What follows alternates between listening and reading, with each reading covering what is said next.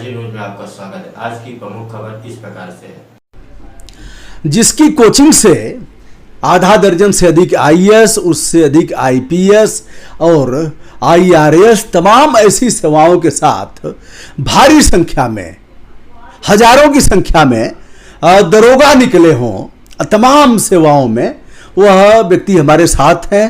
नाम है Rahman sir. Rahman sir और हाथ में रक्षा, इधर इसमें अंगूठी कुछ और इधर गमछा, शानदार मूछें।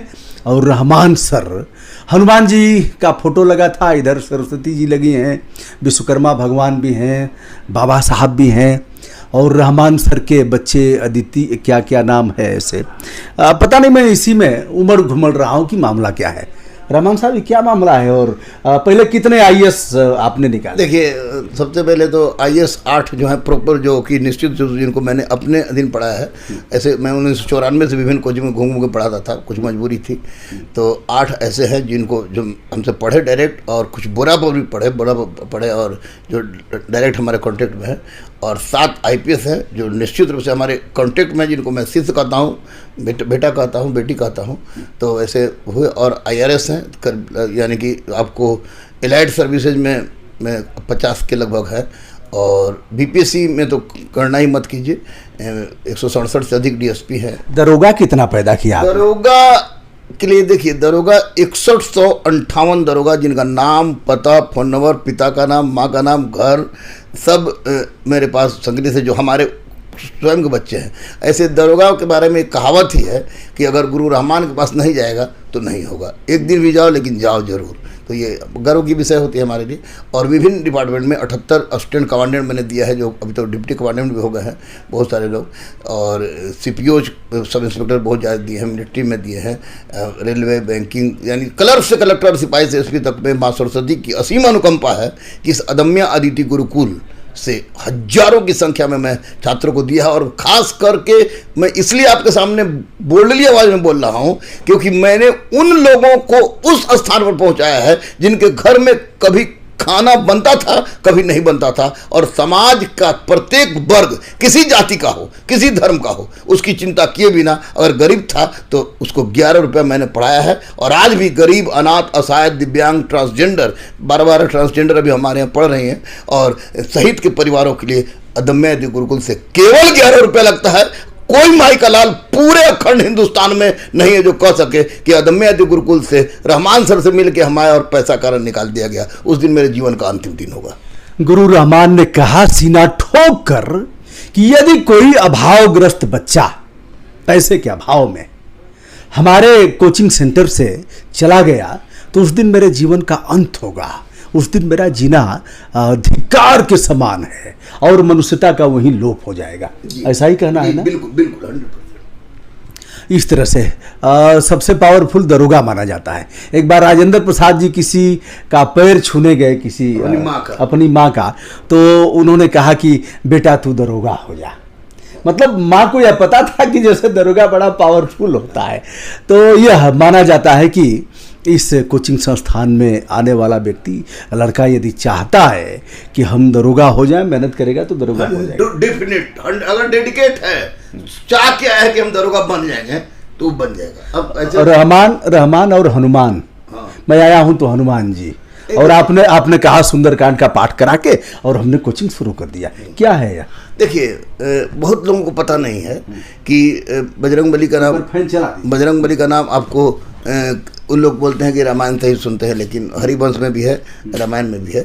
लेकिन मैंने आपको ऋग्वेद के 10वें मंडल में एक वानर सूक्त है और एक वानर देवता को पूजे जाने का साक्ष्य प्राप्त होता है। ओल्डेस्ट एविडेंस है ऋग्वेद में ओल्डेस्ट एविडेंस है।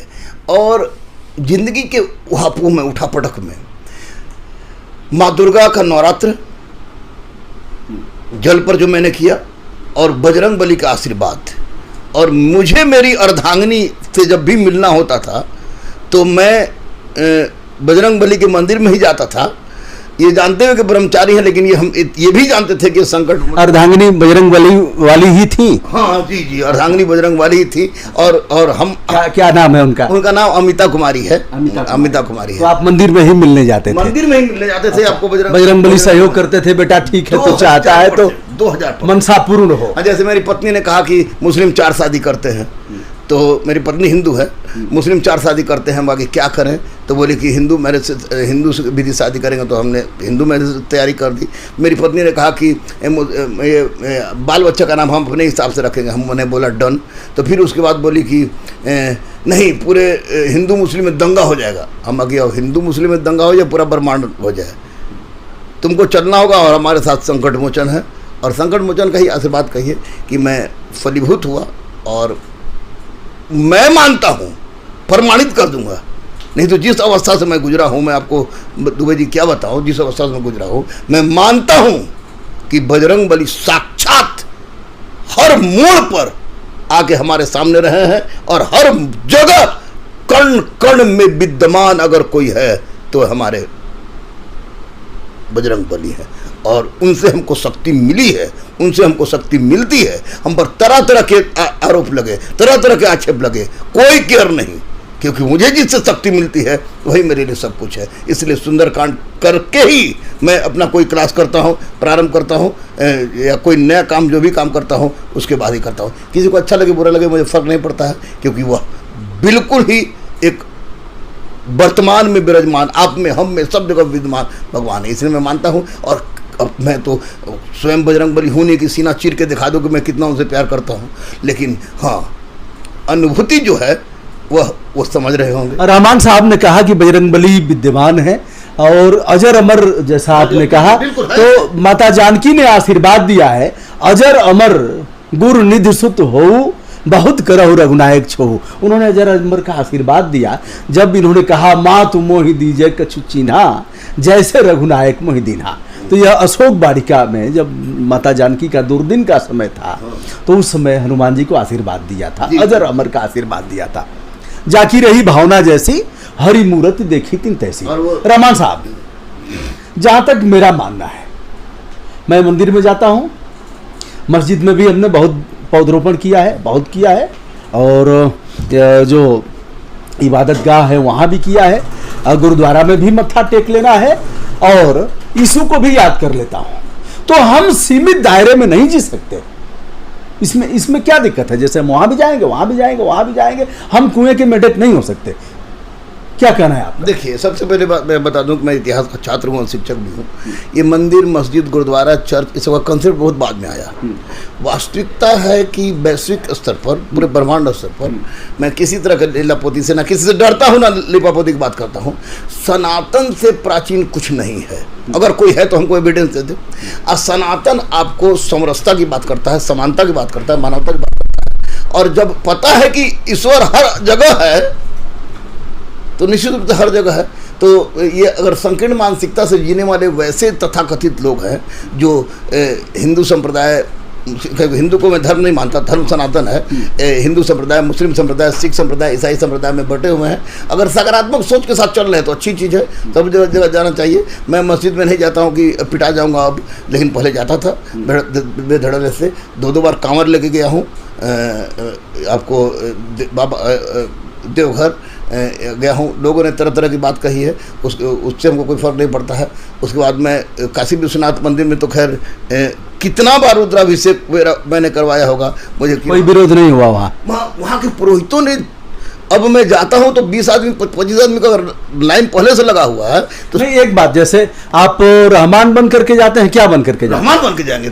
रहमान हूँ मैं, मोतीउर रहमान खान। हाँ, तो भाई हम बन के, फिर तो भगवान को हम झूठा बनाने जा रहे हैं। और मैं आपको बता दूं दुबे जी कि एक बार भी पहला रुद्राभिषेक से लेकर अंतिम तक, जो लास्ट में अभी नहीं करा है, कोरोना कर हम नहीं गए हैं, तो एक बार भी, पहला बार नाम पूछा गया तो हम बताए नाम, तो नाम बताए तो थोड़ा मुँह ताके, कुछ लोग, सबको तो शक हो जाएगी, लेकिन बाद में एक बड़े मोटे से आए कुछ थे और उन्होंने कहा कि नहीं कराइए इनका। तो कराने के बाद अब तो ऐसा हो गया कि वो अगर 20 को पहले से लोग लाइन लगाए हुए हैं तो उनको हटा के सबसे पहले मेरा होता है। सबसे बड़ी घटना घटी थी रामेश्वरम में। रामेश्वरम, मेरी बेटी अदम्या अदिति, वो SPLB में अदम्या अदिति, यह बेटी का नाम है, और बेटा भी है। बेटा का नाम अभिज्ञान अरिजित, छोटा है, अभिज्ञान अरिजित था। तो मैं रामेश्वरम में गया था, तो रामेश्वरम में गया तो प्रॉब्लम ये हुआ कि बेटी का परीक्षा कोयम्बटूर में था। कोयम्बटूर के बाद हम लोग सीधे मदुरई चले गए। मदुरई में मीनाक्षी मंदिर पढ़ाते थे तो वहाँ चले गए। तो उसके बाद मीनाक्षी मंदिर बाद हुआ कि चलो यहाँ के बाद सब घूमने के बाद हम लोग जाएंगे रामेश्वरम, क्या कि आपको APJ अब्दुल कलाम से भी प्रभावित थे, रामेश्वरम के मंदिर से प्रभावित थे। तो रामाकांत शर्मा एक अभी आपको पटना आपको हाई कोर्ट के बार काउंसिल के चेयरमैन हैं, बहुत ज्ञानी बहुत विद्वान आदमी। उन्होंने कहा कि बेटा रामेश्वरम जाना तो रुद्राभिषेक करा लेना। हमारे बाबूजी कुछ दिक्कत तो नहीं ना होगा? तो ना जाना ना। और आपको यकीन नहीं होगा दुबे जी, मैं आधार कार्ड हमेशा अपने मोबाइल के साथ रखता हूँ। आधार कार्ड लगता है वहाँ पर, आधार रसीद कटाना पड़ता है। तो आधार कार्ड रसीद लगा और एक बार भी मुड़ी उठाकर सामने वाला नहीं देखा कि ये कौन मोतीउर रहमान खान है जो रुद्राभिषेक कराने आया है।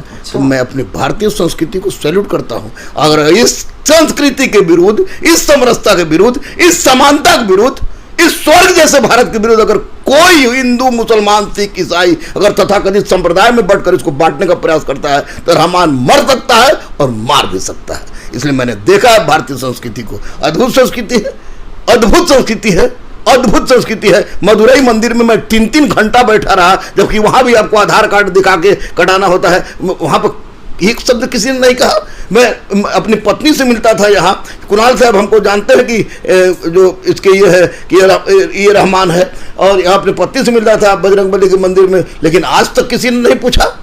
कुछ लोग जाने, हिंदू भी जाने जो पहचानते थे कि अरे तो रहमान देखे कि क्यों किसी ने नहीं कहा कि मंदिर में क्या। तो मुझे लगता है कि भारत जैसा सहिष्णु देश विश्व स्तर तो नहीं ही है, भविष्य में भी नहीं होगा। मैं बजरंगबली का भक्त हूं, इसलिए फैसला ऑन द स्पॉट बात करने पर विश्वास करता हूं कि भारत जैसा सहिष्णु देश अब ना होगा ना और दुनिया में कहीं है। ये मेरी और रहमान साहब को गर्व है कि हम भारतीय हैं। हाँ, 2000 और सनातन धर्म पर गर्व है। हाँ, सनातन और भारतीयता पर गर्व है। निश्चित। आते हैं हम लोग कोचिंग पर। तो कोचिंग संस्थान खुल गए हैं और बड़ा मुश्किल का समय रहा है, यह सब जो लॉकडाउन रहा है, कोरोना संक्रमण का समय रहा है। तो ऐसे में अब ऑफलाइन कक्षाएं शुरू हो गई हैं। ऑनलाइन भी चलाते थे आप बीच में? ऑनलाइन कोरोना की ही देन है। ऑनलाइन में मैं नहीं चलाता था क्योंकि ऑफलाइन का विकल्प ऑनलाइन नहीं हो सकता है। हाँ। लेकिन बच्चों से जुड़े रहने का एक बहुत बड़ा सार्थक संबंध रहता है कि जैसे अमिताभ बच्चन, जिस पर आपने कभी कभी कुछ हमने किया था, मुकदमा किया था, सुप्रीम कोर्ट तक ले गए थे। तब अमिताभ बच्चन को तो हम लोग सब पहचानते हैं, लेकिन वो किसी को नहीं पहचानता है ना। तो ये ऑनलाइन कभी भी पढ़ाई का विकल्प नहीं हो सकता है, ऑफलाइन है। लेकिन मैं इसलिए जुटा रहा कि फ्री में कम से कम पढ़ाते रहे, कम से कम लड़के हम तो जुटे रहे, और 2 साल जुटा रहा। लेकिन एक बात का कभी कभी घबराहट होती थी, बहुत सारे शिक्षक चले गए हम लोग के बीच से एकदम देखते देखते। लेकिन इतना बात तय था कि जब 14 बरस का वनवास कट सकता है तो ये संकट के दिन भी कटेंगे। और आपको बता दें कि इसी कोरोना काल में मैंने कोरोना वैक्सीन का ट्रायल लेने वाला मैं पहला भारतीय बन गया और विश्व का सो कॉल्ड प्रथम मुसलमान जिसने कोरोना वैक्सीन का ट्रायल लिया इस एम्स में। और गौरवान्वित हुए हम। पहला वैक्सीन में तो मैंने पत्नी को भी नहीं बताया, मुन्ना भाई को भी नहीं बताया। दूसरा वैक्सीन में चूँकि बॉन्ड भराया जा रहा था पैसा कि आपके पास पत्नी को दिया था, हमको लगा कि कुछ होगा ही। तब मैंने सोचा कि बेटी और बेटा और पत्नी से बता दें। मैंने बताया तो लोगों को मजाक लगा, लेकिन सोचा कि पागल है, पता नहीं क्या है। लोग बोले कि ठीक अब जाइए। उसके बाद 5 बजे तक किसी ने मुँह नहीं धोआ था। पत्नी, मेरी बेटी छोटी सी, मेरा बेटा छोटा सा अदम्या और अभिज्ञान, वो लोग मुँह नहीं धोआ था। और उसके बाद हम 11 बजे हमको दूसरा ट्रायल लगा। 12 डॉक्टर नहीं, लोग सब घेर के बैठे हुए थे। हमको वहाँ 4 बजे हमको छोड़ा गया। और छोड़ने के बाद तुरंत देखे कि इंडिया टीवी वाले आके लाइव कराने लगे। तो लेकिन हमको बड़ा गर्व हुआ कि चल भैया, जान क्या होगा कम से कम कुछ कर गए। अगर मर भी गए तो चलो भाई, कैसे मरे, तो कोरोना वैक्सीन का ट्रायल लेने वाला।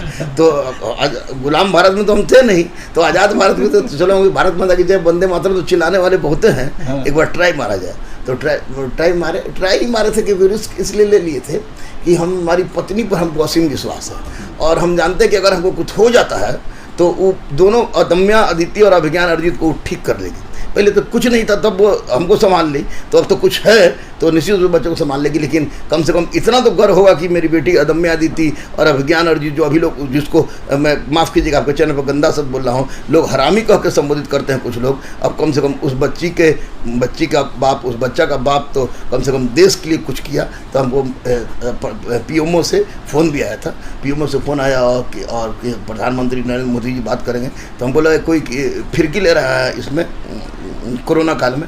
हम कह रहे यार पागल मत बनाओ, हमको ऐसी टेंशन हुआ है, किराया बढ़ रहा है। तो बोला कि आप नहीं, आप रहमान सर बोल रहे हैं? हम कहा मुतीउर रहमान खान बोल रहे हैं। हम यस। तो नहीं बात होगी, तो हम पढ़े लिखे तो समझ गए। उसके बाद वहाँ से हमको धन्यवाद दिया माननीय प्रधानमंत्री नरेंद्र मोदी जी ने, और बहुत बहुत धन्यवाद दिया। तो मुझे लगा कि चलो नरेंद्र मोदी दे रहे हैं, उससे दे रहे हैं मतलब नहीं, भारत का प्रधानमंत्री दे रहा है। हाँ बिल्कुल। तो दे रहा है, तो मुझे गर्व हुआ। और मैंने पत्नी को बोला, क्योंकि मोबाइल छोटा था, टिप नहीं कर सकते थे, पत्नी भी खुशी और मेरी बेटी और बेटा भी खुशी।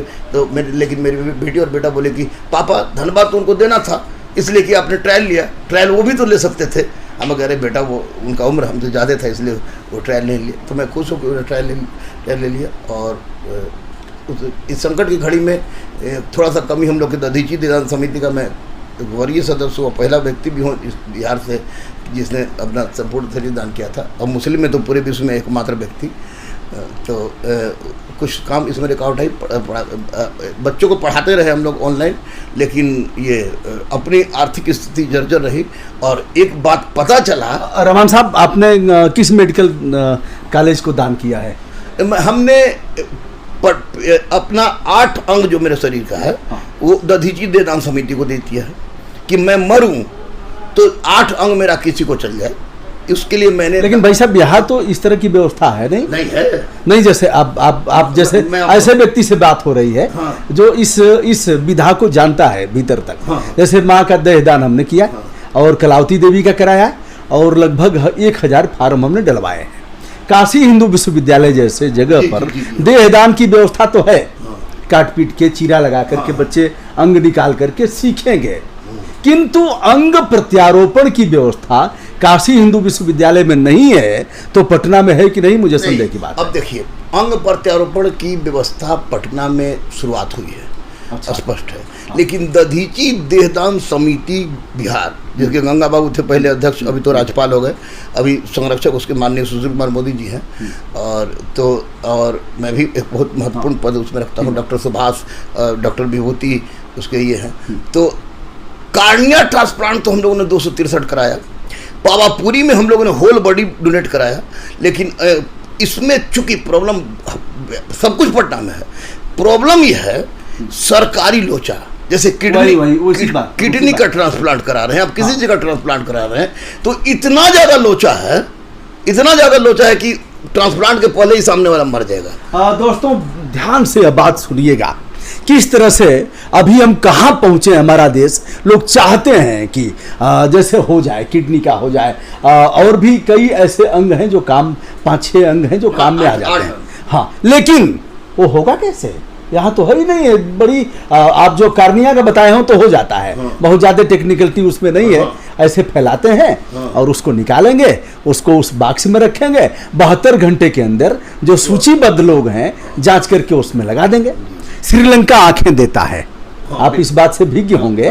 ये देश है वीर जवानों का, अलबेलों का, मस्तानों का। इस देश का यारों क्या कहना, और यारों क्या कहना, इतने दबे हुए लोग हैं, इतने मानसिक रूप से गुलाम लोग हैं कि मृतक शरीर की बड़ी चिंता है। रहमान साहब, बड़ी चिंता। अरे भैया लोगों वहाँ क्या कहेगा, नहीं आपको नहीं लगता होगा कि और लेकिन इसकी जरूरत है, आवश्यकता इस बात की है। माता जी का हम लोगों ने किया, हम चाहते थे कि उनका वो अभी अंग और काम आ जाए, लेकिन यहाँ कुछ है नहीं साहब। तो रहमान साहब के लिए हमारी शुभकामनाएं। हमसे उम्र में छोटे हैं, मुझे लग रहा है छोटे तो होंगे ही, 74 के। अच्छा 74 के हैं, तो हमसे छोटे हैं, और हमारी शुभकामनाएं इसके लिए कि इस तरह से सीना ठोक करके देहदान का संकल्प पत्र भरा। आंखें खूबसूरत या खूबसूरत आंखें काम आएंगी, और भी लोगों ने संकल्प पत्र भरा है, इसकी जरूरत है आज। जी जी जी, बिल्कुल बिल्कुल मैं सहमत हूँ। और इसलिए माननीय स्वास्थ्य मंत्री से हम लोग हमेशा एक सप्ताह में उनके पास पहुँच जाते हैं कि फलाना चीज़। और आपको बता दें कि पहले आपको इसका ब्लड बैंक कोई ऐसा नहीं था जिस पर हम लोग का एकाधिपत्य हो। जैसे 500-600 यूनिट हर साल हम खुद अपने जन्मदिवस 10 जनवरी को देते हैं, लेकिन ब्लड बैंक नया हम लोगों ने खोल दिया। मुकेश हिसारी हमारा दोस्त है और सब लोगों ने मिलकर ब्लड बैंक खोल दिया और ब्लड बैंक अब शुरू हो जाएगी। कौन सा ग्रुप आपका है? मेरा ए पॉजिटिव है, मेरी पत्नी का ए पॉजिटिव है, मेरी बेटी का ए पॉजिटिव है। पता नहीं क्यों ये सब चीजें मिलती जुलती हैं दोस्तों। हमारा भी ये पॉजिटिव है। अभी हमारी बात हो रही थी रहमान जी से, तो मुझे लग रहा था कि कई चीज़ें मिलती जुलती हैं यार, अब तक हम लोग मिले क्यों नहीं, वजह क्या जानते हम थे इनको, और हमें इधर जाने होंगे रहमान साहब। लेकिन यह चीज़ें जैसे पॉजिटिव और नेत्रदान, देहदान, रक्तदान 51 बार के बाद हमने तो बंद कर दिया, मजबूरी हो गई बंद करना। हाँ, डायबिटीज का वो आया तो चिकित्सकों ने कहा कि अब आप मत करिए, तो बंद कर दिया गया। अब इस काम को बच्चे और लोग शुरू करेंगे। तो यह रहा, और यह तो करना पड़ेगा, कोई फरिश्ता ऊपर से नहीं आएगा। कोई नहीं, बिल्कुल नहीं, बिल्कुल। मैंने खुद 49 बार किया है और अभी बजरंगबली की 80 अनुकंपा से शुगर बीपी नहीं है। हाँ। तो अभी मैं मैच खेलूंगा और शरीरदान कर दिया मैंने भी, मेरी पत्नी ने भी, और हमारे कहने पर मुन्ना भाई जो डायरेक्टर हैं अदमेद गुरुकुल और एम्स, उन्होंने भी अपना आँख दान किया है। और बहुत लोग ऐसे हैं जो ऐसा किए। जैसे हम अपने एक बार मेरे मुंह से निकल गया था मेरी माँ के देहांत पर, चूँकि IJMS में ही उनकी मृत्यु हुई थी। भाई साहब सुना बड़ा बवाल हुआ था उनको मिट्टी देने के नाम पर, माता जी का क्या था? हाँ, तो हुआ था कि देखिए माँ तो माँ होती है ना, तो माँ बाप तो नाराज़ होंगे ही, कि चूँकि इंटर रिलीजन मैरिज था और मेरी पत्नी हिंदू है, मेरी बेटी हिंदू है, मेरा बेटा हिंदू है, स्कूल में रिलीजन उनका हिंदू है, तो नाराज़ थे लोग। समाज के तथाकथित लोग, कभी हम खाए हैं कि नहीं खाए हैं उसकी उनको चिंता नहीं थी, लेकिन इसमें नाराज़गी थी। तो मेरी माँ को सेप्टिसेमिया हो गया, तो पटना में आई, तो पटना में चलाई तो फिर मेरे हाथ में आ गई। तो मैंने मंगल पांडे को फ़ोन किया कि भैया मैं कहता हूँ, वो हमको लक्ष्मण ही कहते हैं, कि माँ को बचाइए। तो बोले कहाँ जाना है? तो IJMS से बोले। तब तक हमको मंडल सर का फ़ोन आ गया कि आप जितना जल्दी हो ले गए। तो उसके बाद बहुत कोशिश की, लेकिन यश अपयश, मानहानि, जीवन मृत्यु, ये तो अपने हाथ में नहीं बची। तो ले जाने के लिए भी हमारे बड़े भाई लोग भी आए, कुछ लोग भी आए जो हमारे कट्टर विरोधी हैं। हमारी बायोपिक आ रही है, उसमें वो लोग नेगेटिव रोल में रहेंगे। तो मैं गया डेहरियों सोन, मुन्ना भाई भी गए। मैं मूल रूप से औरंगाबाद के पास पीरू एक जगह है, वहाँ का निवासी, वो प्रीतकुट बान भट्ट की जन्मस्थली, लेकिन डेहरियों सोन में भी फादर ने घर बनाया, तो वहीं पर वहाँ गए। तो हम गाड़ी पर थे, हम मुन्ना भाई और एक रितेश है पुलिस ड्राइवर, वही गाड़ी चला रहा था। तो गए तो डर भी रहा था, लेकिन सब कुछ कर रहा था, लेकिन कोई इकोनॉमिकल मदद नहीं कर रहा था माँ को या किसी को फलाना का ठिकाना को। तो ऐसी परिस्थिति में हुआ कि नहीं, मेरी ये हमारे फादर दरोगा जी थे, यानी तो दरोगा जी की बीबी हज की हुई है, और हाजिन को कोई इस तरह का आदमी मिट्टी देगा तो हाजिन की रूह को तकलीफ पहुंचेगा, रूह मतलब आत्मा को। तो रूह हम अरे ये कहाँ लिखा हुआ है? तो फिर भी डर था कि पिटा जाएंगे। तो आपको जो हाँ SP थे वे क्या नाम है, सिंह जी थे, सरदार जी थे, और हमारे बहुत ही प्रिय संजय कुमार थे SDPO, और देवराज राय जो अभी मुफस्सिर इंस्पेक्टर वो थाना प्रभारी था। तो मैंने कहा कि ऐसा बात है। बोला कि सर बस जगह बताइए, 5 मिनट के अंदर हम लोग आ रहे हैं। तो 5 मिनट के अंदर में पूरा फोर्स, SP, DSP, थानेदार, सब लोग वहाँ घेरा हुआ था। तो जो हमको कुछ बेइज्जत करना चाह रहे थे लोग, कहे मौका तो मिलता नहीं, घर जाते ही नहीं है, घर से निकाल दिया आप लोगों ने, तो अब जाएंगे तब ना बेइज्जत कीजिएगा। तो वो बेइज्जत करना चाह रहे थे। उन्होंने आवाज़ उठाई कि ये क्या मजाक है कि अब हम लोग के क्या मतलब काफिर बोला उन लोगों ने? क्या किस शब्द का? नहीं, हमको तो काफिर बोल ही रहे थे। अच्छा। फिर उन लोग बोले कि ये क्या मजाक है कि किसी के अब मुसलमानों के दफनाने में भी पुलिस हस्तक्षेप कर रही है। तो नहीं, सतबीर सिंह बोले कि गलत, आवाज नीचे कीजिए।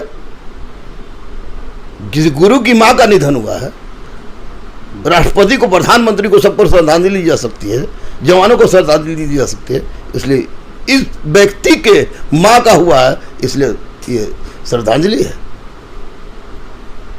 और इससे ज़्यादा बोलिएगा तो उसके बाद फिर ये फोर्स जो खड़े हैं श्रद्धांजलि के साथ साथ कुछ और श्रद्धांजलि भी करना जानते हैं। लोग चला गया और मैंने मिट्टी दिया और फिर वहाँ से निकल गया। मेरी बहन की शादी हुई, मुझे नहीं बताया गया। मेरी दादी मर गई, मुझे मना कर दिया गया।